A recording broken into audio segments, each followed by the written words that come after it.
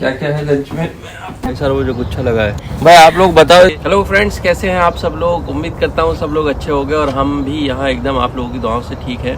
And आज का जो सेशन है अपना बड़ा इंपॉर्टेंट है, बड़ी इंपॉर्टेंट बातें करेंगे दोस्तों। बहुत दिन बाद सवाल जवाब कर रहा हूँ तो बहुत सारे लोगों के जवाब आने वाले हैं, तो आप लोग जो है प्लीज़ इस वीडियो को लास्ट तक देखें। हो सकता है आपके सवाल का जवाब भी इसी वीडियो में हो। सो चलो अब टाइम वेस्ट ना करते हुए हम सबसे पहले सवाल जवाब शुरू करते हैं। बड़े ही ज़रूरी सवाल है। हाँ, पहला क्वेश्चन है कि क्या J1 वीज़ा पर घर अमेरिका में खरीदा जा सकता है? यस दोस्त, तो देखिए मैं आपको बताऊं, यस ख़रीदा जा सकता है। और हमने भी घर जब ख़रीदा था हम भी J1 पर ही थे, लेकिन उसके लिए कुछ रूल्स हैं। जैसे घर ख़रीदने के लिए जो एक बहुत इंपॉर्टेंट दो चीज़ें हैं, एक तो आपकी क्रेडिट हिस्ट्री देखी जाती है, दूसरा ये देखा जाता है कि आपकी जॉब कितनी स्टेबल रही है और आगे 2 साल तक आपकी जॉब है कि नहीं है। मतलब जो कॉन्ट्रैक्ट ऑफर आपका होता है वो आपको दिखाना पड़ेगा कि कब तक आपकी जॉब है। सो ये कुछ चीज़ें हैं जो मैटर करती हैं। जैसे आप आते ही J1 पे घर शायद नहीं खरीद सकते, क्योंकि जो क्रेडिट हिस्ट्री है वो आपकी यहाँ पे रहने के बाद ही बनती है। तो कम से कम 1-2 साल की आपके पास क्रेडिट हिस्ट्री हो तो अभी आप कोई चीज़ ऐसी खरीद सकते हैं। जैसे चाहे वो घर पर लोन हो तो उससे ही मिलेगा, या कार पर लोन हो उसमें भी वो मैटर करता है। तो पहले क्रेडिट हिस्ट्री बिल्ड कीजिए एंड देन उसके बाद आई थिंक आप लोन ले सकते हैं। और आपका क्रेडिट स्कोर अच्छा होना चाहिए। यस, क्रेडिट हिस्ट्री का मतलब वही है कि आपकी जो क्रेडिट हिस्ट्री है, स्कोर जो है वो बहुत ही अच्छा होना चाहिए, क्लीन होना चाहिए। सो कहीं पर भी ऐसा ना हो कि कभी आपने कोई अपने पेमेंट डिले किए हैं या फिर कहीं पर कोई भी रेड मार्क नहीं होना चाहिए, आई वुड से। दूसरा सवाल ये है कि क्या अमेरिका में घर खरीदने से ग्रीन कार्ड या वीज़ा पर कोई बेनिफिट हो सकता है कि नहीं? अच्छा, ग्रीन कार्ड पर देखिए मैं बताऊं आपको, ग्रीन कार्ड पर किसी चीज़ का कोई बेनिफिट नहीं होता है, ना तो घर खरीदने का। क्योंकि कई लोग और दूसरे सवाल भी पूछते हैं इससे रिलेटेड कि भाई घर खरीदने से कोई फ़र्क पड़ता है या बच्चे होने से कोई फ़र्क पड़ता है। इन सारी बातों से मैं कहूँगा किसी भी बात से इनसे ग्रीन कार्ड के उस पर कोई फ़र्क नहीं पड़ता है। ग्रीन कार्ड के लिए जो फ़र्क पड़ता है वो है आपकी प्रोफाइल। आपकी प्रोफाइल अगर बहुत अच्छी है देन आप EB1 कैटेगरी में भर सकते हैं, और अगर आप नॉर्मली भरते हैं EB2 कैटेगरी में तो आपको बहुत लंबा वेट करना पड़ता है। That's the only thing. बाकी ग्रीन कार्ड का इन सारी बातों से कोई मतलब नहीं है कि आपके बच्चे यहाँ पैदा हुए हैं, आपने यहाँ पर घर खरीदा हुआ है या आप यहाँ बिजनेस करते हैं, नथिंग। तो ये जॉब करते हैं, कुछ भी, मतलब ग्रीन कार्ड आपकी प्रोफाइल पे डिपेंड करेगा। क्या घर खरीदने से आपके वीज़ा स्टेटस पे कोई फ़ायदा आपको हो सकता है कि आपका H1 एक्सपायर हो रहा है तो उसमें कुछ मदद मिल जाए, या J1 एक्सपायर हो रहा है? नो, इसमें आपको घर खरीदने से इस बात से कोई मतलब नहीं है। आपके वीज़ा स्टेटस, आपके ग्रीन कार्ड, इस सब से कोई लेना देना नहीं है। अगर आपका वीज़ा ख़त्म होने वाला है तो और आपका यहाँ पर घर है तो वह आपको बेच कर ही जाना पड़ता है, या फिर आप किसी अपने दोस्त के ज़रिए कुछ भी करें, लेकिन उससे आप रुक नहीं सकते USA में। क्या घर खरीदने के लिए लोन लेना ज़रूरी है? क्या इंडिया में रहते हुए ही, अगर कोई अमेरिका कभी नहीं आए हैं, क्या वो इंडिया में रहते हुए ही यहाँ पर घर खरीद सकते हैं? तो पहले सवाल का जवाब ये है कि भाई लोन लेना ज़रूरी नहीं है। अगर आपके पास इतना कैश है अकाउंट में कि आप घर खरीद सकते हैं तो आप बिल्कुल एकदम कैश देके, तुरंत पूरा कैश देके घर अपने नाम करा सकते हैं जो भी घर आपको चाहिए। एंड दूसरा सवाल जो है आपका कि भाई आप इंडिया में रह के घर खरीद सकते हैं कि नहीं, या उसके लिए देखिए पर्सनली जो मेरा मानना है, मैंने आज तक, जो मैं अपने एक्सपीरियंस से आपको बातें बताता हूँ, मैंने आज तक कभी कोई ऐसा इंसान मिला नहीं है जिसको मैं यहाँ पर मिला हूँ कि जो इंडिया में बैठ के इसने घर ख़रीदा हो और वो वहाँ से बैठ के कुछ कर रहा हो। ये अलग बात है कि आप अगर कुछ इन्वेस्टमेंट पर्पस से, बिजनेस पर्पस से यहाँ पर कोई प्रॉपर्टीज़ खरीद रहे हैं, उसके लिए अलग कैटेगरी है। आपको इमिग्रेशन लॉयर के थ्रू जाना पड़ेगा और अलग टाइप का वीज़ा होता है। लेकिन मुझे लगता है नॉर्मली जैसे हम लोगों ने घर ख़रीदा है तो आपको उसके लिए यहाँ पर रेजिडेंट होना ज़रूरी है। आपको किसी न किसी वीज़ा पर, ग्रीन कार्ड पर कोई आपका स्टेटस होना ज़रूरी है कि आप यहाँ पर रहते हो।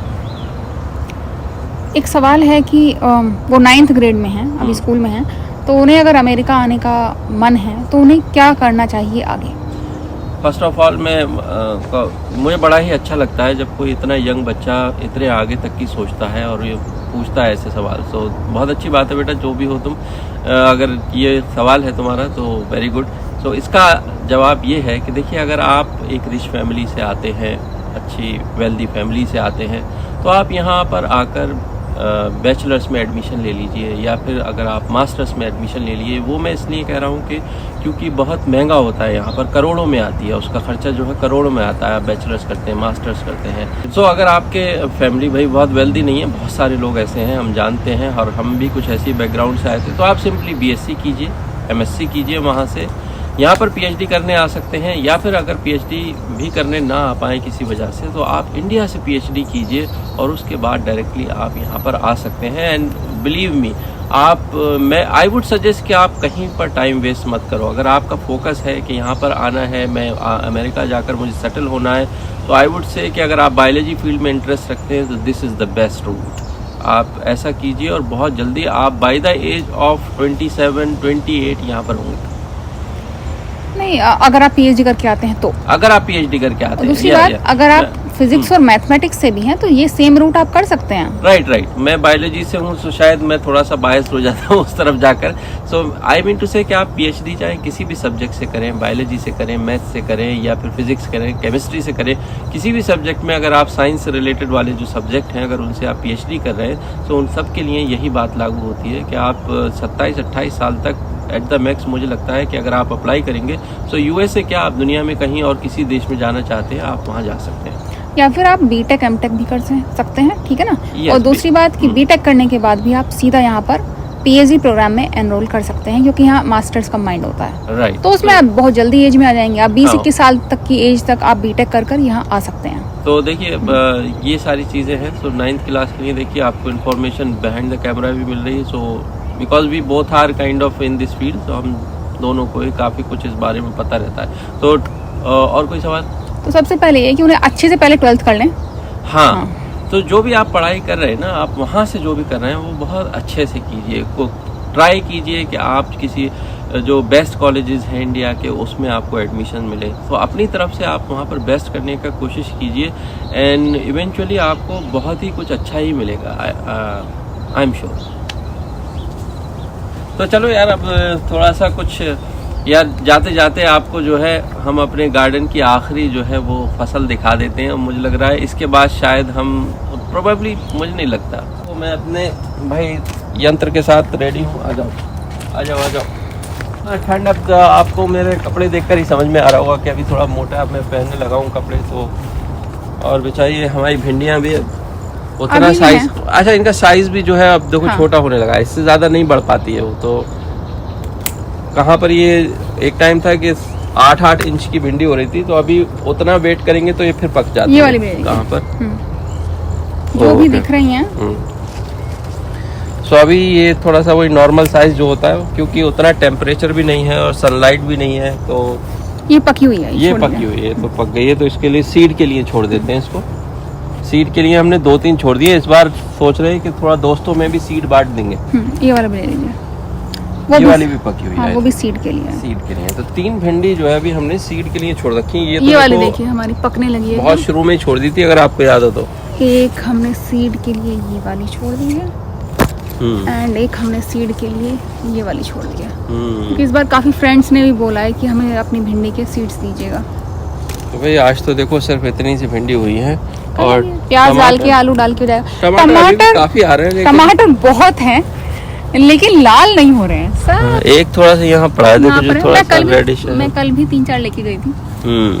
टमाटर हैं बहुत, लेकिन अभी लाल होने में बहुत टाइम ले रहे हैं। इधर काफी हरे बड़े वाले यहाँ पर लगा हुए हैं, देखो। बट अभी ठंड की वजह से, ठंड की वजह से स्लो हो गया है मामला, धीमे पड़ गया है, लेकिन अभी बहुत लगे हुए हैं। ये देखिए वहाँ पर कितने एक साथ लगे हुए हैं।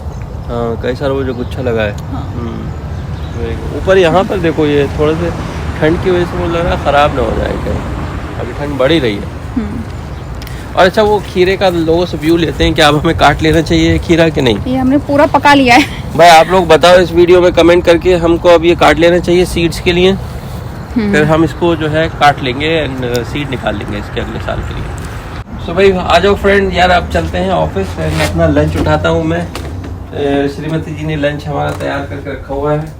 आज देखते हैं क्या क्या है लंच में, मैं आपको दिखाता हूँ अपना लंच बॉक्स।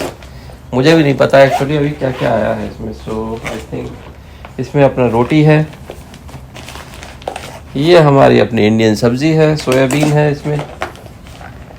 एंड ये एक एप्पल, एक फ्रूट ले जाता हूँ मैं अक्सर। ये क्या है?